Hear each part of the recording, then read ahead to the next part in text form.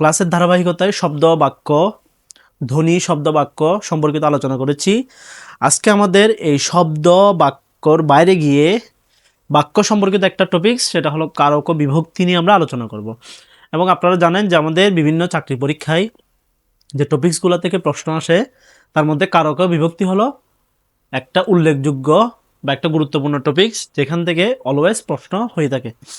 সবচেয়ে মজার বিষয় হচ্ছে আমরা অনেক স্টুডেন্ট আমরা বুঝি না আসলে কারকটা কিভাবে নির্ণয় করতে হয় বা কারক বিভক্তিগুলো আমরা কিভাবে বর্ণনা করব। তো আজকের ক্লাসের মাধ্যমে আমরা আপনাদেরকে চেষ্টা করব যে সেই বিষয়টা সম্পূর্ণভাবে বুঝিয়ে দেওয়ার জন্য। আমরা কারক ও বিভক্তির মধ্যে দেখতে পাচ্ছি যে এখানে আমাদের দুইটা বিষয় রয়েছে। একটা বিষয়ের নাম হলো কারক, একটা হলো কারক এবং একটা হলো বিভক্তি। তারপরে আমরা এখানে বুঝতে পারলাম বা বুঝতে পারছি যে আমাদের এখানে কারকের সাথে বিভক্তির একটা সম্পর্কযুক্ত সম্পর্ক রয়েছে, অর্থাৎ যেখানে কারক আসবে সাথে সাথে আমাদের বিভক্তি জানতে হবে। তাহলে আমরা কারক এবং বিভক্তি সম্পর্কিত আলোচনা যাওয়ার পূর্বে আমরা বেসিক কিছু আলোচনা করি, সেটা হলো কারক ও বিভক্তি সম্পর্কে। তাহলে কারক এবং বিভক্তি হলো বাক্য তত্ত্বের আলোচ্য বিষয়, বাক্য তত্ত্বের আলোচ্য বিষয়। অর্থাৎ নতুন ব্যাকরণ বইটা আসার পূর্বে কারক ও বিভক্তি কিন্তু শব্দতত্ত্বের আলোচ্য বিষয়, শব্দ বা রূপতত্ত্বের আলোচ্য বিষয় ছিল। কিন্তু নতুন ব্যাকরণ বইয়ে কারক হচ্ছে বাক্যতত্ত্বের আলোচ্য বিষয়, এবং অধিকাংশ বইয়ের মধ্যে কিন্তু বাক্যতত্ত্বের আলোচ্য বিষয় হিসেবে কারককে দেখানো হয়েছে। এখন কেন বাক্যতত্ত্বের আলোচ্য বিষয়? আপনি যখন কারক নির্ণয় করতে যাবেন, আপনি কিন্তু কারকের শব্দ অনুসারে কিন্তু কারক বিভক্তিটা বের করেন না। আপনি কারক বের করেন কিন্তু বাক্য ভাবটা দেখে। অর্থাৎ কারক আমরা নির্ণয় করি বাক্য কিভাবে ক্রিয়াকে উপস্থাপন করেছে এবং ক্রিয়া কিভাবে কোন বিষয়টিকে ইন্ডিকেট করছে, এটার উপর ভিত্তি করে আমরা কারকটা বের করি। এই কারণে বলা হয় কারক হচ্ছে বাক্যতত্ত্বের আলোচ্য বিষয়। এবং কারক হচ্ছে একটা সংস্কৃত শব্দ। আমরা জানি যে কারক শব্দটা যদি আমরা ব্যুৎপত্তি করি, সেটা আমরা কি যোগ অন, এটাকে আমরা পাই সমান হলো কারক। যেহেতু এখানে ক্রিয়াবাচক ধাতু অর্থাৎ সংস্কৃত ধাতু রয়েছে, সংস্কৃত ধাতু, এই সংস্কৃত ধাতু থাকার কারণে কারক হলো একটা সংস্কৃত সাধিত শব্দ, এবং কারক হলো একটা সংস্কৃত কৃৎপ্রত্যয় সাধিত শব্দ। তাহলে কারক হলো একটা কি সংস্কৃত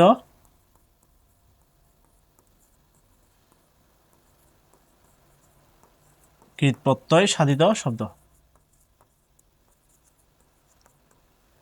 তাহলে আমাদের এই বেসিক কনসেপ্টগুলো একটু ভালো করে খেয়াল রাখতে হবে। তাহলে প্রথমে আমরা একটু কারকে যাওয়ার পরে আমরা একটু বিভক্তি দেখি। তাহলে আমাদের বিভক্তির কিন্তু বর্তমানে নতুন একটা সংজ্ঞা দেওয়া হয়েছে। যেমন বিভক্তি বলা হচ্ছে এক প্রকারের বা এক গুচ্ছ বর্ণ। বিভক্তি হচ্ছে এক গুচ্ছ বর্ণ যারা বাক্যস্থিত একটি শব্দের সঙ্গে অন্য শব্দের সম্পর্ক বা অন্বয় সাধন করে। যারা বাক্যস্থিত একটি শব্দের সঙ্গে অন্য শব্দের সঙ্গে কি করে সম্পর্ক সাধন করে। অর্থাৎ এই বিভক্তির মূল কাজ হলো সে একটা বিশেষের সাথে, সাধারণত বিভক্তিগুলো বসে একটা বিশেষের সাথে বসে, সে নামবাচক বিশেষের সাথে বসে তার পরবর্তী যে শব্দ বা পদ রয়েছে সেই শব্দ বা পদের মধ্যে সে এই বিশেষের একটা কি করে দিবে, সম্পর্ক করে দিবে। এই সম্পর্ক সাধন করাই হচ্ছে বিভক্তির কাজ। তাহলে বাক্যের মধ্যে অন্য শব্দের সঙ্গে বিশেষ্য বা সর্বনাম পদের সম্পর্ক বোঝাতে অর্থহীন কিছু লগ্নক যুক্ত হয়। তাহলে এই লগ্নক নিয়ে আমরা পরবর্তী ক্লাসে আলোচনা করব যে লগ্নক লগ্নক কিন্তু দুই প্রকার, একটা হলো স্বলগ্নক, একটা হলো অলগ্নক। এগুলো আমরা আমাদের যে বিবিধ ক্লাস থাকবে ওই সে ক্লাসের মধ্যে আমরা আলোচনা করব। তাহলে লগ্নক মানে হচ্ছে এমন কিছু শব্দাংশ যেগুলোর কোনো কি নেই। লগ্ন মানে হচ্ছে পিছনে যুক্ত হওয়া, লগ্ন মানে যুক্ত হওয়া। অর্থাৎ এগুলো এমন কিছু শব্দাংশ যে শব্দাংশগুলো নিজস্ব কোনো অর্থ নেই, কিন্তু এগুলো অর্থ গঠনে সাহায্য করে, এদেরকে বলা হয় লগ্নক। তাহলে অর্থহীন কিছু লগ্নক যুক্ত হয়, এই লগ্নকগুলোই সাধারণত বিভক্তি নামে পরিচিত। তাহলে বিভক্তিকে আমরা চারটা শব্দ বলতে পারি। এক হচ্ছে বিভক্তি হচ্ছে এক প্রকারের লগ্নক, এই জিনিসগুলো আপনারা খেয়াল করবেন। দুই নম্বর হচ্ছে বিভক্তি হলো এক প্রকারের শব্দাংশ। তিন নম্বর হচ্ছে যে এই বিভক্তিগুলো হচ্ছে যে শব্দগুচ্ছ। চার নম্বর হচ্ছে যে এটার নামই হচ্ছে যে বিভক্তি। তাহলে বিভক্তিকে আমরা চারটা নামে ডাকতে পারি। একটা হলো বিভক্তি হলো এক ধরনের লগ্নক, বিভক্তি হলো এক ধরনের শব্দাংশ, বিভক্তি হলো এক ধরনের শব্দগুচ্ছ, এবং বিভক্তি হলো নিজে একটা বিভক্তি। এখানে একটা সুন্দর একটা উদাহরণ দেওয়া হচ্ছে, দেখেন ছাদে বসে মা শিশুকে চাঁদ দেখাচ্ছেন। তাহলে এখানে দেখেন ছাদে শব্দটার সাথে আমরা যুক্ত করলাম যে ছাদ যোগ সমান হলো ছাদে। তাহলে এখানে আমাদের ছাদে শব্দটা হলো একটা বিভক্তি। ছাদে বসে মা শিশুকে চাঁদ দেখাচ্ছেন, তাহলে এটা হলো এক ধরনের বিভক্তি। তাহলে মা শিশুকে চাঁদ দেখাচ্ছেন, তাহলে দেখাচ্ছেন শব্দটার মধ্যে দেখা, দেখ যোগ আর দেখাও হচ্ছে এক ধরনের বিভক্তি, অর্থাৎ দেখাচ্ছেনের মধ্যে আমরা পাই যে দেখা সমান হচ্ছে দেখ যোগ সমান হলো দেখা, এই দেখা হলো এক ধরনের বিভক্তি। তাহলে এখানে আমরা দেখতে পাচ্ছি একটা বিভক্তি হচ্ছে নাম শব্দের সাথে যুক্ত হচ্ছে, একটা বিভক্তি হচ্ছে ক্রিয়া শব্দের সাথে যুক্ত হচ্ছে। তাহলে এই যে দুই প্রকার ভেদ, এই দুই প্রকার ভেদের উপর ভিত্তি করে আমরা বলতে পারি বিভক্তি হলো দুই প্রকার, একটা হলো নাম বিভক্তি বা শব্দ বিভক্তি, একটা হলো ক্রিয়া বিভক্তি। আমরা আপনাদের যখন বাক্য সম্পর্কিত ক্লাস পদ প্রকরণের ক্লাস নিয়েছিলাম তখন আমি আপনাদের একটা কথা বলেছিলাম, আপনার মনে আছে কিনা দেখেন, যে এখন থেকে আমাদের দুইটা শব্দর সাথে সবচেয়ে বেশি পরিচিত হবে, একটা হলো নামবাচক শব্দ, একটা হলো ক্রিয়াবাচক বা ভাববাচক শব্দ। এখন থেকে আপনারা দেখবেন এই যে নাম ক্রিয়া এটার উপর ভিত্তি করে আমাদের পরবর্তী ক্লাসগুলা সাধারণত হয়ে যাবে।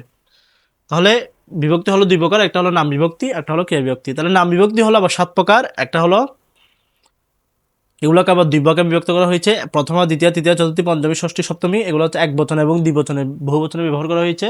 তাহলে প্রথমা হচ্ছে যে অন্তস্থীয়তে, প্রথমা হচ্ছে শূন্য আপনারা হচ্ছে এগুলো লাগবে না আমাদের।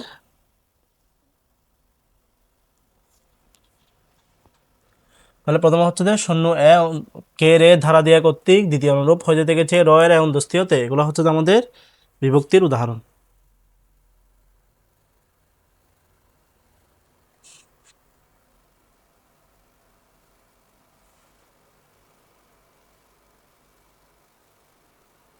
আচ্ছা, এবার আমরা একটু দেখি পরবর্তীতে আমাদের ক্রিয়া বিভক্তি। তাহলে ক্রিয়ার সাথে যে বিভক্তিগুলো যুক্ত হবে সাধারণত তাকে ক্রিয়া বিভক্তি বলা হয়। তাহলে তখন আমরা বিভক্তি সম্পর্কে দেখেছিলাম যে বিভক্তি হলো দুই প্রকার, একটা হলো নাম বিভক্তি, একটা হলো ক্রিয়া বিভক্তি। নাম বিভক্তি হলো আবার 7 প্রকার, প্রথমা দ্বিতীয় তৃতীয় চতুর্থী পঞ্চমী ষষ্ঠী সপ্তমী, এগুলো হচ্ছে আমাদের ক্রিয়া বিভক্তি। আপনারা হচ্ছে এই বিভক্তিগুলোর কিন্তু নামগুলো একটু মনে রাখতে হবে, এই বিভক্তির যে প্রকারভেদ, এই প্রকারভেদগুলো আপনাদের মুখস্থ রাখতে হবে। আশা করি আপনারা যেহেতু এতদিন পড়ে এসেছেন, অনার্স পাস করেছেন, সুতরাং আপনারা এগুলো সম্পর্কে অন্তত বেসিক কিছু ধারণা রয়েছে। তাহলে আমরা একটু এখন কারকের মধ্যে চলে যাই। তাহলে কারক শব্দের ব্যাকরণিক অর্থ হলো যা ক্রিয়া সম্পাদন করে, অর্থাৎ কারক মানে হচ্ছে ক্রিয়া সম্পাদন করে। তাহলে আমি শুরুতে বলেছিলাম যে কারক মানে হচ্ছে ক্রিয়ার সাথে সে অন্যান্য পদের সাথে একটা সম্পর্ক তৈরি করে দিবে বিভক্তির মাধ্যমে। তাহলে ক্রিয়ার সাথে অন্যান্য পদের যে সম্পর্ক, এই সম্পর্ক হলোই কারক। অর্থাৎ বাক্যস্থিত, আমরা যদি ব্যাকরণের শাস্ত্র অনুসারে যদি আমরা বিশ্লেষণ করি, বাক্যস্থিত ক্রিয়াপদের সাথে বাক্যস্থিত নামপদ, এই দুইটা হলো নামপদ। দুইটার নাম কি? এই দুইটার নাম হলো নামপদ। তাহলে আমি আবার বলেছিলাম যে আমাদের এখন থেকে কাজ হবে নামপদ আর ক্রিয়াপদ এগুলো নিয়ে। বাক্যস্থিত ক্রিয়াপদের সাথে নামপদ বিশেষত বিশেষ্য সর্বনাম পদের সম্পর্ক নির্দেশ করে তাকে কারক বলা হয়। তাহলে এই ক্ষেত্রে আমাদের বিভক্তি যুক্ত হবে কোথার সাথে? সাধারণত বেশিরভাগ বিভক্তি কারক বিভক্তির মধ্যে বিভক্তি যুক্ত হবে নামপদের সাথে, এটা একটু খেয়াল করতে হবে। তাহলে কারক বিভক্তির মধ্যে বিভক্তি যুক্ত হবে নামপদের সাথে, আর কারকের সম্পর্কটা তৈরি করে দিবে ক্রিয়াপদের। তাহলে সে অনুসারে আমরা কারক হচ্ছে 6 প্রকার। আমরা বলতে পারি যে কর্তৃকারক, কর্মকারক, করণকারক, সম্প্রদানকারক, অবদানকারক, অধিকরণকারক।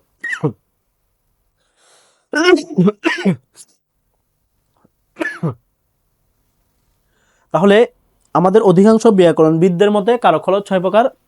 এটা হলো কর্তৃকারক, কর্মকারক, করণকারক, সম্প্রদানকারক, অপদানকারক এবং অধিকরণকারক। তবে এখানে কিন্তু আমাদের কিছু বিতর্ক রয়েছে। যেমন রামসুন্দর ত্রিপদী, রামেন্দ্র সুন্দর ত্রিপদী নামে তিনি বলেছেন যে বাংলায় মাত্র 3টি কর্তাকর্ম, অর্থাৎ তিনি হচ্ছে সর্বোচ্চ 3টা কারকের কথা বলেছেন। একটা হলো কর্তৃকারক, কর্মকারক এবং অন্য একটি, সেটা অনেকে বলেছেন যে সম্বন্ধকারকের কথা বলেছেন। আবার যতীন্দ্রমোহন মুখোপাধ্যায় তিনি বলেছেন যে কর্তা এবং কর্ম ছাড়া অন্য সকল কারককে তিনি স্বীকার করেন নাই। তবে সম্প্রদান কারক ছাড়া অন্য 5টি কারকের কথা অধিকাংশ ব্যাকরণবিদ মেনে দিয়েছেন। বাংলা ব্যাকরণ যেহেতু সংস্কৃত নিয়মের অনুসরণ হয়, এই জন্য আলোচনার সময় সম্প্রদান কারককে আমরা বাদ দিতে পারি নাই। এখন এখানে একটা বিষয় খেয়াল করবেন, সেটা হলো এই তথ্যটা আপনারা একটু ভালো করে লিখবেন। আমাদের বিশ্বকবি রবীন্দ্রনাথ ঠাকুর, এটা আমাদের বিসিএসে না কোনো একটা প্রশ্ন এসেছিল, রবীন্দ্রনাথ ঠাকুর কিন্তু সম্প্রদান কারক বাদ দিয়েছেন, সম্প্রদান কারক বাদ দিয়েছেন। 2 নম্বর টপিকস, সেটা হলো অনেকে আবার সম্প্রদান কারককে বাদ দিয়ে সম্প্রদান কারকের জায়গায় সম্বন্ধ কারককে নিয়ে এসেছেন। তাহলে এই 2টা টপিকস আপনারা মনে রাখবেন যে সম্প্রদান কারকের বিষয়টা নিয়ে। তাহলে আমরা একটু কারকের মূল আলোচনার মধ্যে চলে যাই। যে কারক, আমরা জানি যে কারক হলো 6 প্রকার। আমরা আজকে 6 প্রকার কারকের মধ্যে আলোচনা দেখব, এর পাশাপাশি আমরা সম্বন্ধ কারক নিয়ে দেখব। তাহলে প্রথমটা হচ্ছে কর্তৃকারক। তাহলে কর্তৃকারক আমরা বের করব কিভাবে? আমরা মনে রাখতে হবে যে আমরা এখানে ক্রিয়াকে কে বা কারা দিয়ে প্রশ্ন করলে যে উত্তরটা পাবো সেটা হবে কর্তৃকারকের উদাহরণ। তাহলে আমরা গত ক্লাসের ক্ষেত্রে আমরা বলেছিলাম যে কর্তৃবাচক কর্মবাচক এগুলোর ক্ষেত্রে আমরা বলেছিলাম যে এখানে কর্তা ক্রিয়া যদি কর্তাকে প্রাধান্য দেয় সেটা হবে কর্তৃবাচক, ক্রিয়া যদি কর্মকে প্রাধান্য দেয় সেটা হবে কর্মবাচক, ক্রিয়া যদি ভাবকে বা ক্রিয়াকে প্রাধান্য দেয় সেটা হবে এই ভাববাচক। তাহলে এক্ষেত্রে আপনার মনে রাখবেন যে ক্রিয়াকে যদি আপনি, ওইখানে ছিল ক্রিয়ার প্রাধান্যটা, আর এখানে হচ্ছে আপনি ক্রিয়াকে প্রশ্ন করবেন। আপনি এখানে কি করবেন? ক্রিয়াকে প্রশ্ন করবেন। আপনি ক্রিয়াকে প্রশ্ন করলেন যে কে ক্রিকেট খেলে ক্রিকেট খেলে খে, আপনি উত্তর দিলেন, ক্রিয়া উত্তর দিল যে ছেলেরা, ক্রিয়া উত্তর দিল কি ছেলেরা। তাহলে এই ছেলেরা হচ্ছে কর্তৃকারক। তাহলে কর্তৃকারকের মধ্যে আমাদের প্রশ্ন করতে হবে কি বা কে বা কারা দিয়ে যদি প্রশ্ন করি আমরা যে উত্তরটা পাবো এক কথায় সেটা হবে কর্তৃকারকের উদাহরণ। তো কর্তৃকারকের কিছু প্রকারভেদ রয়েছে, যেমন মুখ্যকর্তা, প্রযোজ্যকর্তা, প্রযোজককর্তা এবং ব্যতিহারকর্তা। তাহলে আমরা মুখ্যকর্তা মানে যে কর্তা একটাই কর্তা থাকবে সেটা হলো মুখ্যকর্তা, যেমন ছেলেরা ক্রিকেট খেলে এখানে ছেলেটা হচ্ছে মুখ্যকর্তা। প্রযোজক কর্তা মানে হচ্ছে মা শিশুকে চাঁদ দেখাচ্ছেন, তাহলে এখানে শিশু হচ্ছে যে এই যে মা শিশুকে চাঁদ দেখাচ্ছেন। যেমন আমি এখানে বললাম যে মা শিশুকে দুধ খাওয়াচ্ছেন, তাহলে এখানে মা হলো প্রযোজক কর্তা। তারপর বলা হচ্ছে যে শিক্ষক ছাত্রকে পড়াচ্ছেন, তাহলে এখানে ছাত্রকে এটা হলো প্রযোজ্য কর্তা। তবে আমাদের বর্তমান ব্যাকরণ বইয়ে প্রযোজ্য কর্তাটা বাদ দেওয়া হয়েছে, এটার ভুল, এটা একটা বিশ্লেষণের কারণে আমরা জাস্ট প্রযোজক কর্তাটা মনে রাখবো। যে প্রযোজক কর্তা হচ্ছে যে যেখানে ওই যে আমরা বলেছিলাম প্রযোজক মানে হচ্ছে যে পর্দার অন্তরালে যিনি থাকেন তাকে সাধারণত প্রযোজক বলা হয়। এছাড়াও ব্যতিহার কর্তা মানে যে দুইটা শব্দ যখন একসাথে বসে তাকে ব্যতিহার বলা হয়। যেমন আমি যদি যদি যে বাঘে মহিষে একসাথে ঘাস খায়, রাম রাবণের লড়াই হয়। যদি আমি বলি যে উলু কাঘরায় প্রাণ যায়, তাহলে এগুলো সবগুলো হচ্ছে ব্যতিহারের উদাহরণ, কারণ এখানে দুইটা বিশেষ্য একটাই জিনিসটাকে ইন্ডিকেট করতেছে, এই কারণে এটা হলো ব্যতিহার কর্তার উদাহরণ। এরপর আমরা একটু দেখি যে আমাদের পরবর্তীতে কর্তৃকারকের বিভিন্ন বিভক্তি, তাহলে এখানে আমাদের প্রথম বিভক্তি, দ্বিতীয় বিভক্তি, তৃতীয় বিভক্তি, সপ্তম বিভক্তি অনুসারে কর্তৃকারকটাকে এখানে বিশ্লেষণ করা হয়েছে, আপনারা এই বিষয়ে একটু দেখবেন। এরপর রয়েছে আমাদের কর্মকারক। তাহলে কর্মকারককে আমরা ক্রিয়াপদকে এখানে কি দিয়ে ব্যাখ্যা করব? আমরা ক্রিয়াকে কি বা কাকে দিয়ে প্রশ্ন করব। তাহলে ক্রিয়াকে যদি আমি কি বা কাকে দিয়ে প্রশ্ন করি আমরা যে জিনিসটা পাবো সেটা হলো কর্মকারক। তাহলে এখানে বলা হচ্ছে যে দেখেন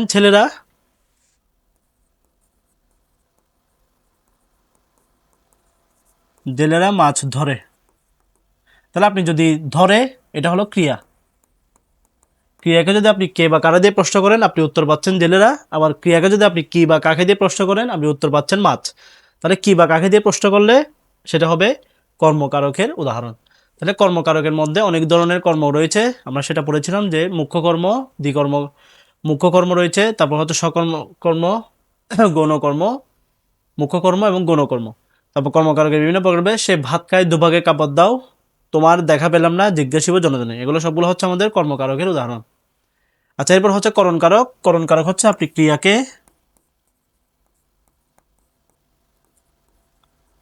কোন উপায়ে বা মাধ্যমে দিয়ে প্রশ্ন করলে যে উত্তরটা পাবেন সেটা হলো করণকারকের উদাহরণ। যেমন আপনি বলেন যে জেলেরা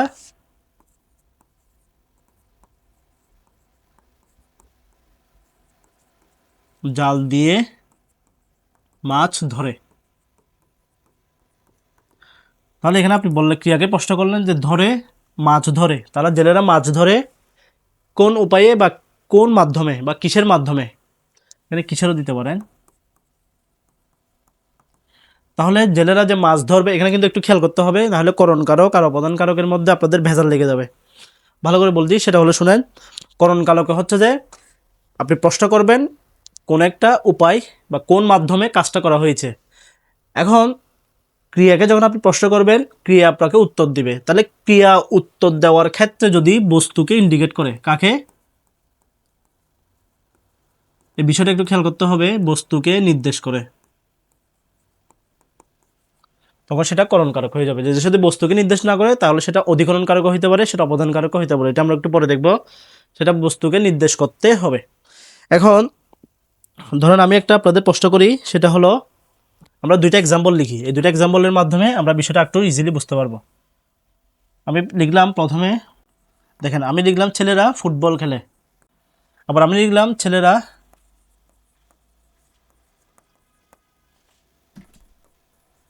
ক্রিকেট খেলে।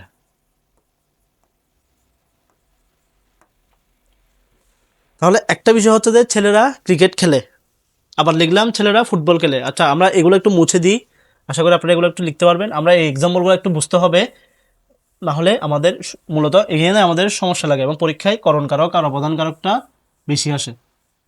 এই কারণে আমরা আজকে এখান থেকে একটু ক্লিয়ার করে নিব, যাতে আমাদের পরবর্তীতে এই জিনিসগুলো আর সমাধান আর সমস্যা না হয়। তাহলে আজকে আমরা এখান থেকে একটু ক্লিয়ার করে নিব, তো এরপর করে আশা করি আমাদের আর সমস্যা হবে না। তাহলে আমি কয়েকটা এক্সাম্পল লিখি।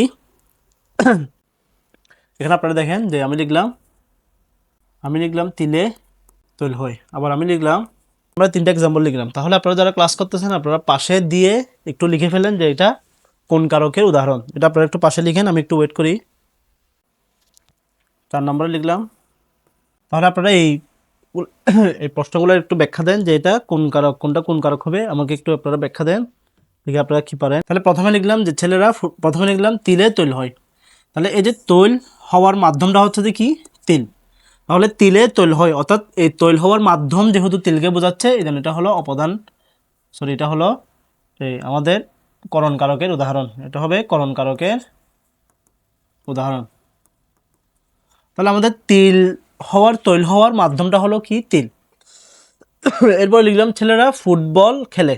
এখন এখানে আবার লিখলাম ছেলেরা বল খেলে, বা আমি এটা এভাবে না দিয়ে আমি লিখলাম যে ছেলেরা ক্রিকেট খেলে, লিখলাম কি ছেলেরা। তাহলে দেখেন এই যে ফুটবল, ফুটবল কিন্তু একটা বস্তু, যে বস্তুর মাধ্যমে কিন্তু ছেলেরা খেলছে। ভালো করে খেয়াল করেন, ফুটবল হলো একটা বল, একটা বস্তু। তাহলে যে বস্তুর মাধ্যমে কিন্তু তাদের ক্রিয়াটা সম্পাদন করছে। তাহলে আমি বলেছিলাম করণ কারক মানে হচ্ছে যে যেটা ক্রিয়া কোন মাধ্যমে বা কোন উপায়ে যখন সম্পাদন করে, এবং এটা যদি একটা বস্তুর মাধ্যমে সে সম্পাদন করে তাহলে সেটা হয়ে যাবে অপদান কারক। যেহেতু এখানে বস্তুকে বোঝাচ্ছে, এমন একটা বস্তু যেটা হলো ফুটবল, এই ফুটবলের মাধ্যমে কিন্তু তাদের খেলাটা সম্পাদন করছে, এই জন্য এটা হবে করণ কারকের উদাহরণ। এটা কিন্তু আপনার কি হবে না, এটা কিন্তু আপনার কর্মকারক হবে না। ছেলেরা কি খেলে, ফুটবল খেলে, এটা কিন্তু উত্তর আসতেছে, কিন্তু আপনাকে ঠান্ডা মাথায় বুঝতে হবে যে ফুটবল কিন্তু একটা খেলার উপকরণ, সে ফুটবলের মাধ্যমে কিন্তু খেলছে। এখানে দেখেন যে ছেলেরা ক্রিকেট খেলে, তাহলে ছেলেরা কি খেলে, ক্রিকেট খেলে। তাহলে ক্রিকেট হলো একটা খেলার নাম, ক্রিকেট একটা কিসের নাম, খেলার নাম। ফুটবল হলো একটা বলের নাম, ফুটবল হলো একটা বল বা বস্তু, যে ছেলেরা ফুটবল দিয়ে খেলে। ফুটবল খেলে মানে সে একটা বস্তু, বস্তুকে বোঝাচ্ছে, একটা বল উপাদানের মাধ্যমে বোঝাচ্ছে, এই কারণে এটা হলো করণ কারক আর এটা হবে কর্মকারক। আশা করি আপনারা যারা লিখেছেন আপনারা বুঝতে পেরেছেন। এরপর হচ্ছে জগতে কীর্তিমান হও সাধনায়। তাহলে আপনি জগতে যদি কীর্তিমান হতে চাই তাহলে আপনাকে কি হইতে হবে, সাধনায় করতে হবে। তাহলে আপনি কীর্তিমান হওয়ার জন্য আপনার উপায়, কীর্তিমান হওয়ার উপায়টা হলো সাধনায়। তাহলে কোনো কিছুর মাধ্যম বা কোনো কিছুর উপায় বোঝালে তখন তাকে বলা হয় করণ কারক। তাহলে এটা হবে করণ কারকের উদাহরণ। এছাড়া হচ্ছে অহংকার পতনের মূল। তাহলে আপনার অহংকারটা হবে কিসের মাধ্যমে, পতনের মাধ্যমে। তাহলে এই যে পতন হয় একটা মাধ্যম বোঝাচ্ছে, এই জন্য এটাও হবে কি, করণ কারকের উদাহরণ। আশা করি আপনারা বুঝতে পেরেছেন। এরপর আপনাদের যদি এখান থেকে কোনো সমস্যা থাকে, কোনো ধরনের কনফিউশন থাকে, তাহলে আপনারা আমাকে জানাবেন। তাহলে এই যে বিষয়টা মাথায় রাখতে হবে যে করণ কারক মানে হচ্ছে কোনো একটা কাজ করার সহায়ক যন্ত্র বা মাধ্যম যদি কোনো একটা জিনিসকে বোঝায় তাকে করণ কারক বলা হয়। তাহলে করণ কারকের বিভিন্ন প্রকারভেদ রয়েছে, এটা আপনাদের জন্য 3 স্টার, 1 স্টার না, এটা হলো 3 স্টার এনটিএসসির জন্য। একটা হলো সহায়ত্বকরণ, উপায়ত্তকরণ, হেদাত্তকরণ, উপলক্ষণকরণ। তাহলে করণ কারক হলো কয় প্রকার, করণ কারক হলো 3 প্রকার। একটা হলো উপায়ত্তকরণ, উপায় মানে হচ্ছে যা উপায়ের মাধ্যমে আমরা কাজ করব তাকে হলো উপায়ত্তকরণ। যেমন মন দিয়া করস হবে বিদ্যা উপার্জন। তাহলে এখানে বলা হচ্ছে মন দিয়ে করস হবে বিদ্যা